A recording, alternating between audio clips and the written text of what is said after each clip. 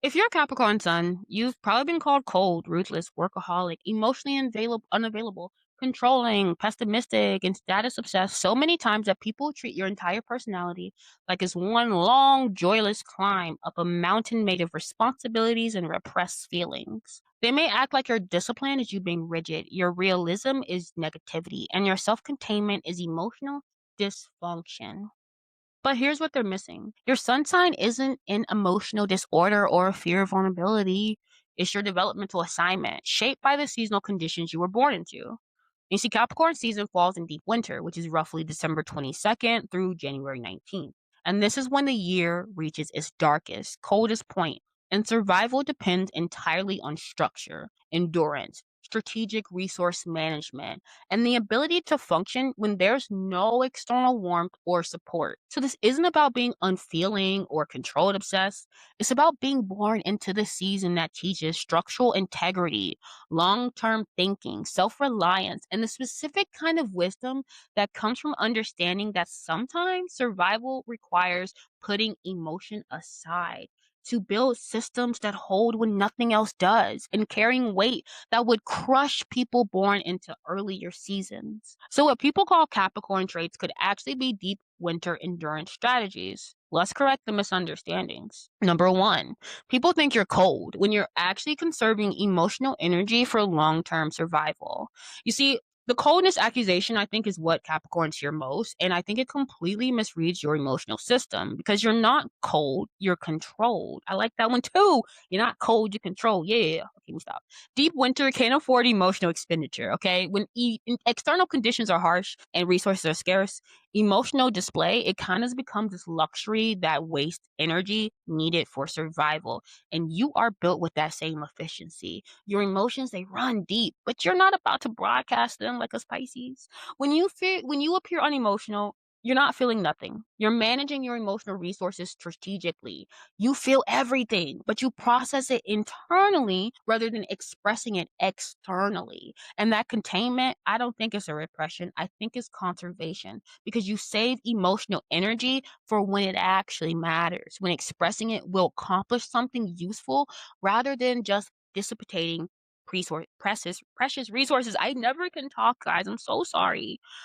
But anyway, the people who call you cold, I think they usually kind of express emotions freely and they may interpret your containment instead as an absence of feeling. They think that if you don't show it, you don't feel it. But you do feel deeply as anyone. You just learned that early on that emotional display doesn't solve problems, action does. So, what they call coldness could actually be you having the discipline to feel without needing everybody to witness it. Number two, people think that you're ruthless when you're actually making the hard decisions others just won't face. You see, ruthless, I think it suggests that you're cruel and uncaring, but you're not cruel, you're realistic.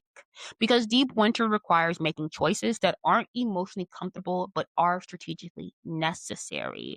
Because this is a time when resources are limited. Not even everyone can be saved. Not every project can continue. Someone has to make the call about what gets cut and what gets kept, and you're willing to make those choices. So when you cut something loose, you're not being heartless, you're being pragmatic. You've assessed what's sustainable and what isn't, and you're willing to face that truth that the sentimental attachment to failing systems, they cost more than letting go. And that's not ruthlessness. That's the courage to act on reality rather than just wishing it were different. So the people who call you ruthless, I think they usually avoid hard choices by hoping problems will just resolve themselves, like sometimes the Pisces do. Okay, okay, we just do. Okay. But what we don't do is what I don't do is want someone else to be the bad guy. See, you're willing to be that person because you know that refusing to decide is itself a choice. Usually the worst one, right? So what they call you ruthless is actually you having the strength to do what's necessary. Kind of probably doing the Lord's work when everyone else is paralyzed by just wanting to be liked. Number three, people think you're a workaholic when you're actually building the structures that will outlast you. See, workaholic, it kind of implies that your relationship with work is dysfunctional. But I don't even think you guys are addicted to work. I think you're committed to building something that matters because deep winter is when survival depends entirely on what was built beforehand. Strong structures, good systems, reliable processes. You understand that building those things, it takes sustained effort over time, and you are willing to put in that effort. Again, probably doing awards work, okay? So you work hard, not because you can't relax, but because you've seen what happens when structures fail. You've seen what happens when people rely on luck or charm instead of building something solid, okay? So you work now so that you won't be vulnerable later. And that's not dysfunction. Isn't that foresight? You are building security for yourself and everyone else who depends on you. So the people who call you workaholic probably don't understand long-term thinking or haven't experienced the consequences of having no foundation when times get hard. Instead, they think that work-life balance means equal time allocation, while you know it means building something strong enough that you eventually won't have to work so hard. So what they call I can never talk. What they call workaholism is sometimes actually you doing the building work that they're avoiding. I get too excited, guys. I'm sorry. Number 4, people think you're emotionally unavailable when you're actually protecting intimacy until trust is proven, which just sounds smart to me, honestly. Okay? Wish I could do that a little bit easier. But emotionally unavailable kind of suggests you can't connect, but you can connect deeply.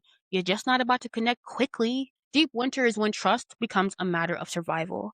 Who you let close determines whether they drain your resources or they contribute to mutual survival. And you learned early on that emotional availability without discernment is dangerous. So you protect your inner world until people prove they won't waste or damage it. So when you hold back emotionally, you're not being withholden. You're being appropriate. You don't owe anyone immediate access to your vulnerability. See, trust is earned through consistent behavior over time, not granted freely because someone wants it. Once you trust someone, you're one of the most loyal, committed people that they're going to ever know.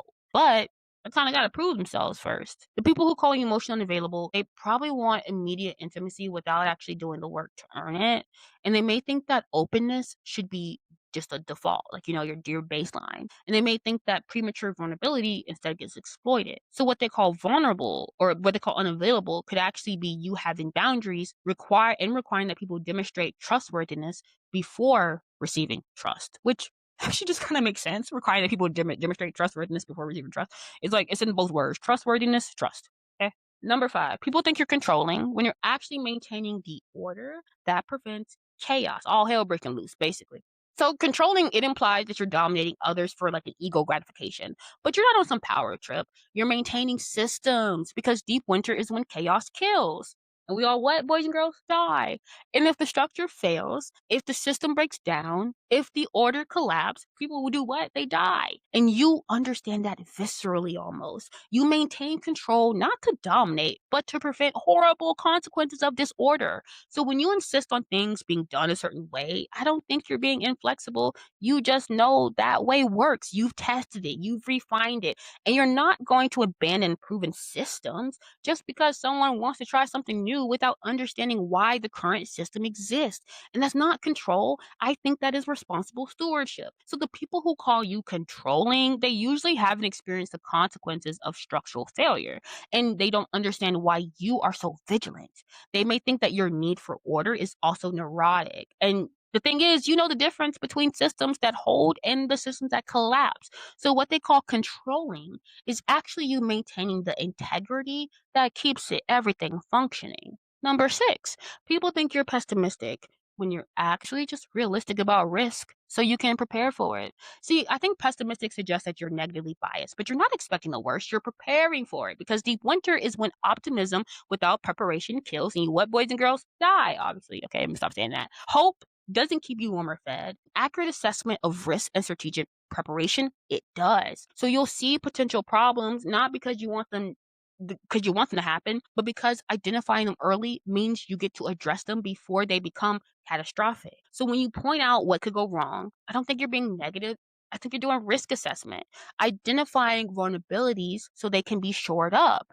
And you're not trying to kill enthusiasm. You're trying to make sure enthusiasm is backed up by some solid planning, which is not pessimism, that's strategic thinking. So the people who call you pessimistic, I think they usually confuse optimism with magical thinking and don't understand the difference between hope and plan. They may think that positive thinking is going to be what will prevent the problems, while you know that identifying the problem is actually what prevents disaster. So what they call pessimism is actually you having the courage to look at reality so you can effectively respond to it. Number 7. People think you're status obsessed when you're actually building the authority that earns you autonomy. So, status obsessed is suggests that you care about appearance and hierarchy, I think, for like shallow reasons. But I don't think you're chasing status for ego. I think you're building authority because authority, it creates options, right? It opens doors. Deep winter is when those with power and position, they survive, and those without, girl, they ain't, okay? They about to be gone. And you understand that climbing hierarchies is not about vanity, it's about securing enough power that you're no longer vulnerable to others' decisions. So when you work towards achievement and being recognized, I don't think you're necessarily seeking approval. I think you're kind of building leverage almost, creating a position strong enough that you can control your own survival rather than depending on someone else's generosity, which is not status seeking. I think that's strategic positioning for a long term autonomy. So the people who call you status obsessed usually haven't experienced powerlessness or are uncomfortable admitting about power matters. They may think that humility requires you to stay small when you know that building authority is how you protect yourself and everyone you care about from being at others' mercy. So, what they call status obsessed is usually you understanding that position determines options. And this is one I started out with. Number 8, people think you're joyless when you're actually finding satisfaction in achievement rather than entertainment. And joyless, it kind of suggests that you don't experience pleasure, but you guys do experience pleasure. You just find it in different things because deep winter doesn't offer easy pleasures. Joy comes from accomplishment, from building something that works, from meeting challenges and succeeding. And that is your relationship with satisfaction. You don't need consistent entertainment or external stimulation. You find deep pleasure in mastery and competence and intangible results. So when you keep working instead of playing, you're not necessarily depriving yourself. You're engaging with what actually satisfies you. And the satisfaction of completing something difficult, it just means more to you than some momentary fun, which is not joyless. I think that's having a different relationship with pleasure, if you understand what I mean. Like one that's based on achievement rather than one that's based on distraction. So the people who call you joyless, I think they usually seek pleasure through leisure and entertainment, and they can't imagine satisfaction coming from sustained effort. They think that if you're not relaxing and having fun, you must just be a miserable coop. Okay. And you know that the deepest satisfaction for you, it comes from building something that matters. So what they call joyless could actually be you accessing a form of pleasure they haven't developed the capacity for. Number 9. People think you're unforgiving when you're actually protecting yourself from repeated harm. So I think unforgiving kind of suggests that you hold grudges out of spite. But I don't think you're nursing old wounds for emotional satisfaction. I think you remember who damaged you because that information is actually more strategically important. Because deep winter is when trusting the wrong person can cost you everything. You've learned early that people who harm you once will likely do it again unless there's clear evidence of change. So you protect yourself by not giving second chances without proof of actual transformation. So when you cut someone off after they betray you, you're not being vindictive, you're being self-protective. You gave them access and they misused it, right? And you're not going to keep giving them opportunities to harm you. Like what's that other saying? Fool me once, fool me twice. A joke's on you. No, fool me. Okay, I really need to stop trying to say sayings when I'm talking because my brain can never like coexist with both of them at one time. So I'm so focused on like staying on track, and then I try to like think of sayings that like I like inherently feel as I'm talking, but then I can't. They don't come out the right way because I didn't write them down. Oh, anyway, fool them once. Shame on fool you. Oh my gosh, fool me once, shame on me. Fool you twice, shame on you. Oh my gosh, I feel like I sound so stupid right now. I feel like I'm like one of the housewives talking like, who's hunky dory? Kathy Hilton. Oh my gosh. Okay. Anyway, where was I? This is so bad. You're not giving an opportunity to harm, and that's unforgiveness. That's appropriate boundary enforcement. You'll reconsider if they demonstrate genuine change through sustained different behavior, but words and apologies for y'all, it's just not enough. So the people who call you unforgiven, I think they usually want absolution without any type of accountability, and they may think that forgiveness should just be automatic, and they think that holding people responsible is a cruel. While you know that forgiveness without change behavior is just going to set you up for repeated harm because they're just going to do it again. I'm probably gonna do it worse, okay? And then you're gonna feel even more stupid because fool me once, shame on me. Fool me twice, shame on no wait, dang it. Oh my gosh. Fool me once, shame on you. Fool me twice, shame on me. I think it is because it's like if you fool me once, it's like you did it.